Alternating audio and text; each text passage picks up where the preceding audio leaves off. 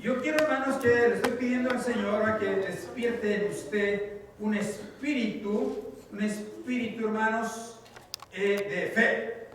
Que usted tenga fe. Que sea un hombre o una mujer de fe. Marcos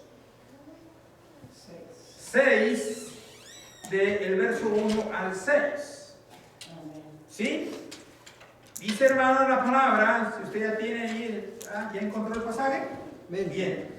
Dice la palabra en nombre del Padre, del Hijo y del Espíritu Santo. Salió Jesús de allí y vino a su tierra, y le seguían sus discípulos.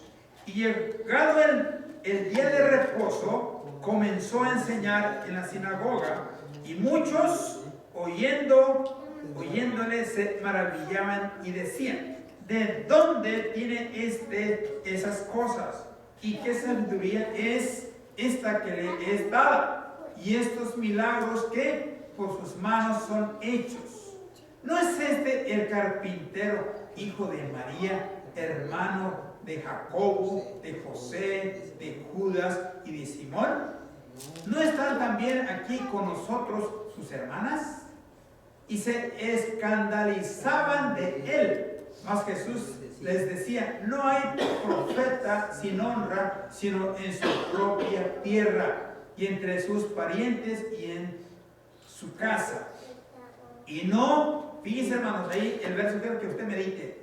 Y dice el verso 5: y no pudo hacer allí ningún milagro, salvo que sanó a unos pocos enfermos, poniendo sobre ellos las manos.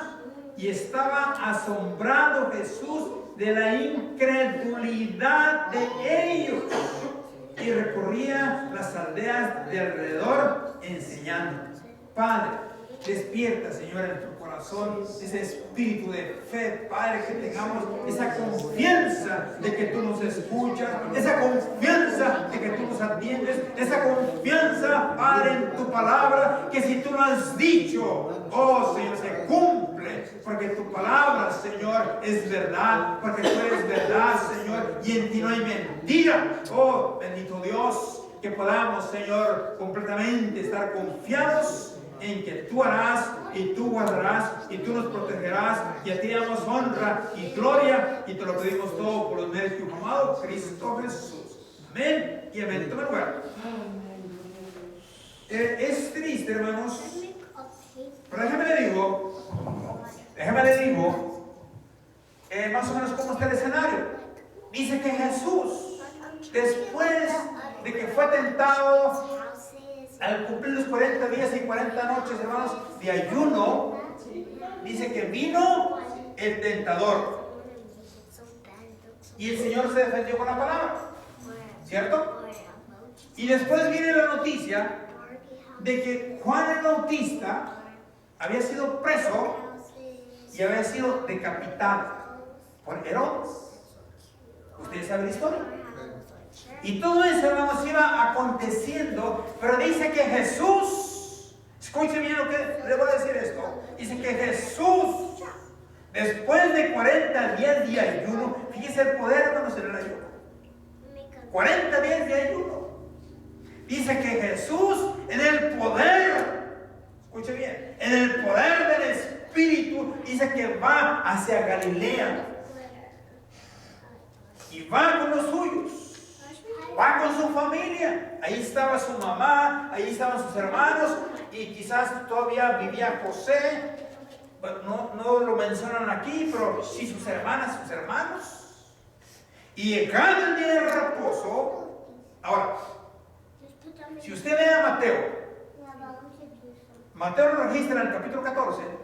Dice que entonces se le dio el rollo estando en la sinagoga Jesús, en el Sabbat, en la sinagoga. Es lo que se hacía, hermanos, en una sinagoga hasta hoy en día en Israel. Hay sinagogas, no hay templo, pero hay sinagogas. ¿Qué es lo que hacen los rabinos? Se congregan en una sinagoga y se lee la Torá, se lee la Biblia. Y dice entonces que se le dio el rollo a Jesús. Ahora yo leo y reflexionemos en esto. ¿Por qué se le daría el rollo a un extraño. ¿Verdad que no? Entonces Jesús no era un extraño. Jesús era miembro de esa sinagoga. Él se mantuvo siempre, hermanos, en los caminos de Dios. Se mantuvo asistiendo a la sinagoga. Él iba, fue, fíjese bien, disciplinado. Fue un hombre ocupado porque él aprendió. Es otra cosa, hermanos, que debemos aprender de los judíos. Que ellos son disciplinados en este sentido. Que siempre se preocupan porque cada hijo, cada hija tenga un oficio. En este caso, ¿qué aprendió Jesús? La carpintería. Aprendió la carpintería.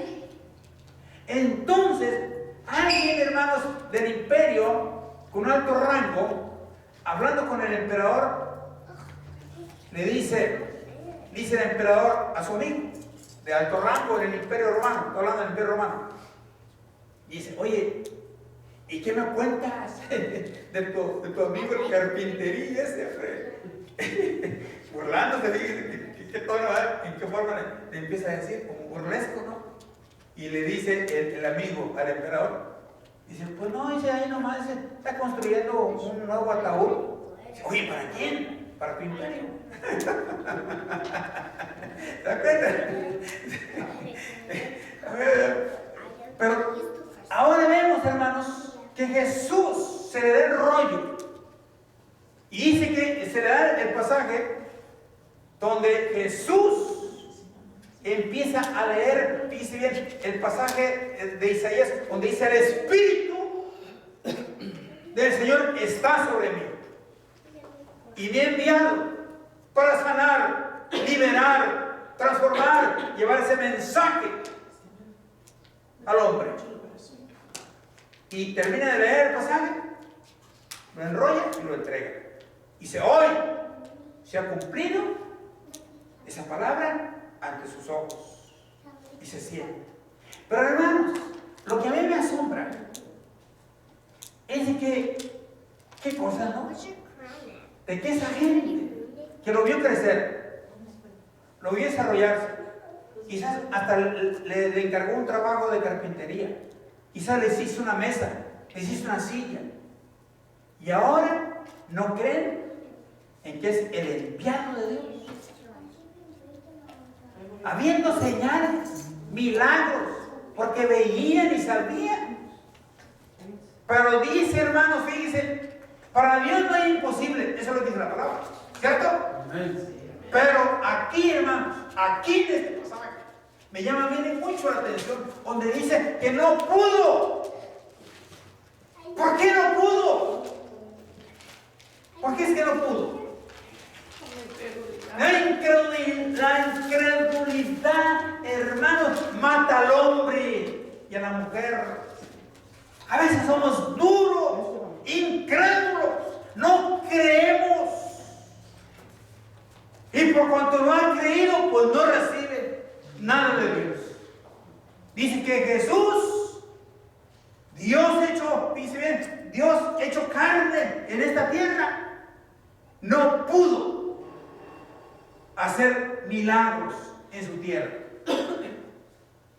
Y estos se empezaron a burlar de él.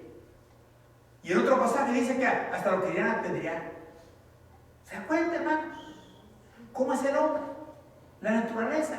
Pero que nosotros no caigamos en ese error de no creerle a Dios, de no creer en su palabra, de no creer que Jesús, hermanos, tiene un plan y un propósito para cada vida, cada corazón. Amén. Entonces, usted, hermanos, dele honra y gloria. Vemos a Cristo, hermanos, que Él tiene el cuidado y el deseo de confraternizar, de estar ahí con la familia, de poder tener comunión, pero fíjese bien, la comunidad no respondió. Primero, notan todos ellos que habla con sabiduría, que obran muchos milagros en Él. Fíjese bien, veían sabiduría y poder divinos en Jesús.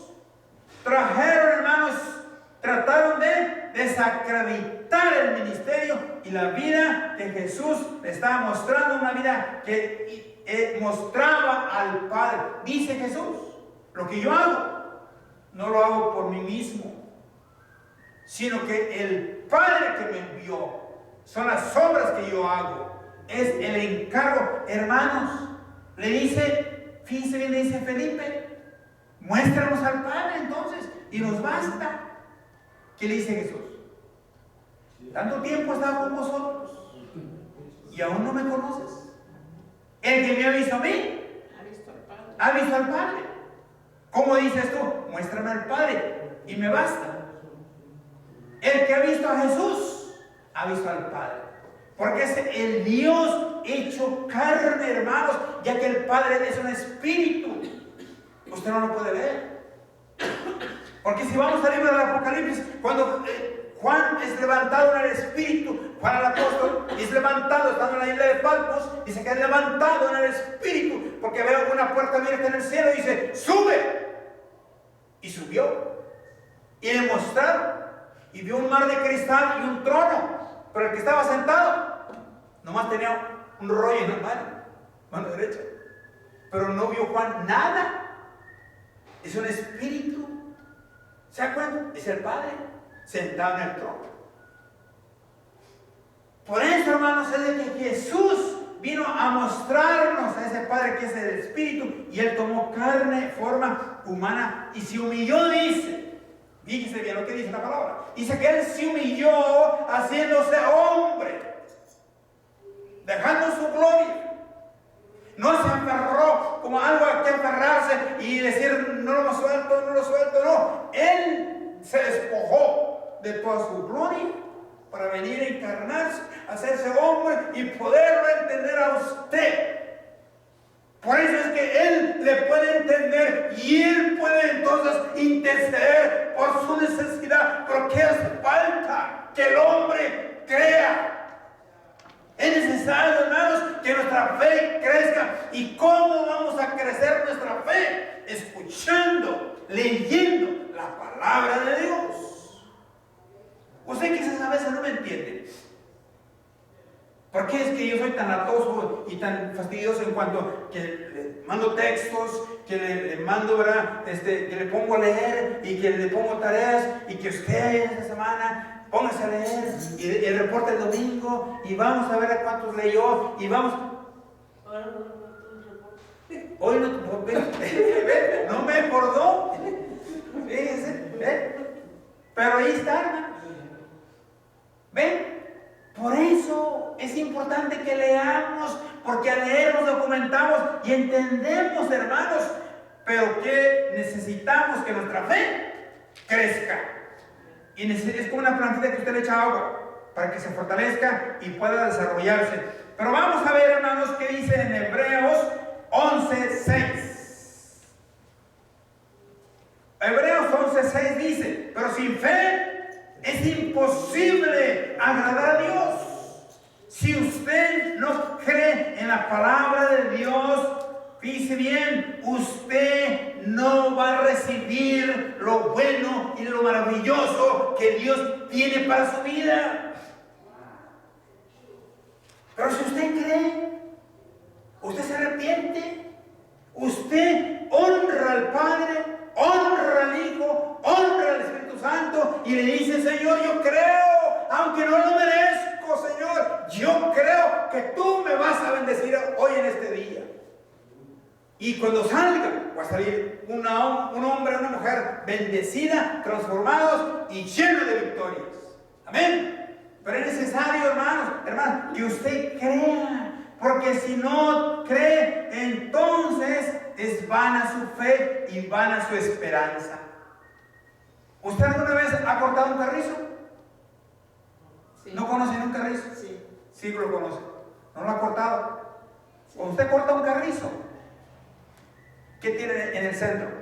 Nada. Es hueco, vana. No tiene corazón, no tiene nada.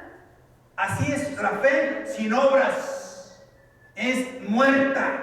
Usted tiene que tener una fe, hermanos, grande y maravillosa. Entonces, fíjese bien, que hermanos, si usted echa a andar esta fe, echa a andar la palabra, porque la palabra de Dios, dice bien, la palabra de Dios es luz y Jesús mismo es luz. ¿Sabe usted? Amén. Y dice la palabra en el Salmo 119, verso 105, lámpara es a mis pies tu palabra y lumbrera a mi camino. Es importante por eso leer la palabra, porque esa palabra le va a ir guiando como una lámpara, como una luz que le va a dar, lo va a reflejar, hermanos, y le va a mostrar el camino, y usted no va a fracasar, porque va a ir siguiendo esa luz. Pero no nada más que la palabra es luz. Vaya conmigo a Mateo 14. Mira lo que hay en Mateo 14. ¿Ya me encontró Mateo 14? Mira lo que dice Mateo 14, del verso 22 al 29.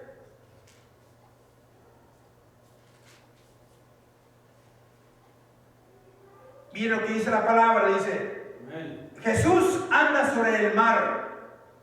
Enseguida Jesús hizo a sus discípulos entrar en la barca e ir delante de él a la otra ribera, entre tanto que él despedía a la multitud. ¿Entiende este pasaje? Jesús tenía una gran multitud y para despachar a la multitud le dijo a sus discípulos que se subieran al barco y avanza, yo los alcanzo. Pero ¿cómo que yo los alcanzo si se está bien el barco? Bueno, para allá vamos. El verso 23, despedida la multitud, subía al monte a orar aparte. Y cuando llegó la noche, estaba ahí solo. Y ya la barca estaba en medio del mar, azotada por las olas, porque el viento era contrario. Mas a la cuarta vigilia de la noche, ¿cuál es la cuarta vigilia? Déjeme le digo. La cuarta vigilia de la noche, hermanos, se cuentan, son 4 las vigilias de la noche para Israel. Son 3 horas cada vigilia. Empiezan a las 6 de la tarde. 6, 7, 8, 9. 9, segunda vigilia. 9, dice 10, 11 y 12. Luego es 1, 2 y 3. Cuarta vigilia. 4, 5 y 6. Entonces estaba entre las 3 y las 6 de la mañana. Jesús caminando sobre el mar. Esa es la cuarta vigilia. Nada más aclarando. Bien. Y dice, y ya la barca estaba en medio del mar y estaba por las olas porque el viento era contrario. Más el verso 25. A la cuarta vigilia de la noche, Jesús vino a ellos andando sobre el mar. Y los discípulos, viéndole andar sobre el mar, se turbaron diciendo, un fantasma, y dieron voces de miedo. Pero enseguida Jesús les habló diciendo, tened ánimo, soy yo, no temáis. Entonces le respondió Pedro y dijo, Señor, si eres tú, manda que yo vaya a ti sobre las aguas. Dice, fíjese lo que está pidiendo, que vaya a ti sobre las aguas. Verso 29. Y él dijo, ven. Y descendiendo Pedro de la barca, andaba sobre las aguas para ir a Jesús. ¿Qué pasó? ¿Qué pasó? Una fe firme. Una fe que no titubeó. ¿Y qué pasó? Recibió su milagro. Amén. Dijo, di que vaya. ¿Y qué dijo Jesús? Ven. Simplemente, él dio su palabra. ¿Y empezó a qué? A caminar Pedro sobre las aguas del mar y no se hundía. Y empezó a caminar. Hermanos, así debe ser nuestra fe. Una fe, hermanos, creyendo. Fortalecida de que le vamos a creer. ¿Por qué? Porque él dice su palabra. Amén, así es. Su palabra dice, hermanos, en el Salmo 103 dice que él es quien perdona todas tus iniquidades. ¿Quién? Dios. Pero el que también que sana todas tus dolencias. Entonces, ¿por qué no creerle a Dios? ¿Por qué no creerle a Dios y a su palabra? Si Él ya dio su palabra, es como extenderte un cheque en blanco y te lo firmo. Ten. Alguien dice en televisión, hermanos, dice bien, firmó un cheque y le dijo a la entrevistadora: ponle los ceros que tú quieras. Y esta persona nomás vio el cheque y no se animó a poner los ceros y se lo regresó al hombre que se lo estaba dando. Y dijo: pediste tu chance, porque pudiste haber puesto millones y millones y yo te iba a respaldar. ¿Por qué? Porque ya firmé yo el cheque. O sea, así es en su palabra Dios. Ya te firmó un cheque en blanco. Pero ¿por qué no lo cobras? ¿Por qué no crees que ese mensaje es para ti? Que esa palabra es para bendecirte. Que esa palabra es para que tú recibas. Porque no tenemos ¿qué? Fe. Porque no tenemos fe. Y sin fe es imposible que tú recibas. No lo vas a agradar, no vas a recibir. Sin fe, hermanos, es imposible. Entonces usted y yo tenemos que activar nuestra fe. Amén. Pero miren, hermanos, Dios nos está mostrando que por fe podemos nosotros caminar, ir al cielo. Pero si no tienes fe, entonces estás en tinieblas. Entonces, mira, te digo, aquel que no tiene fe, aquel que no cree, aquel que dice no existe Jesús, no existe Dios, es mentira, todos estos aleluyas, una bola de revoltosos, una bola de fanáticos, es gente que no tiene otra cosa que hacer. Pues déjame te digo, surprise, porque así como es tan real el cielo, es también real el infierno. Y déjame te cuento, vaya conmigo. Lucas 16, del verso 19 al 24. Fíjese bien lo que pasa en Lucas 16. Verso 19 al 24.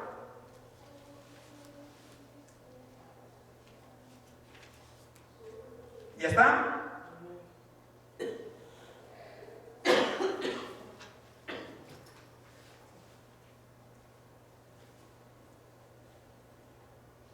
Dice, es del verso 19, perdón.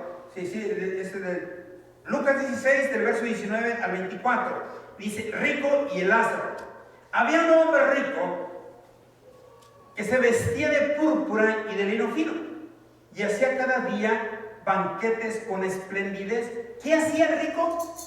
Banquetes. ¿Banquetes? ¿Por qué hacía banquetes?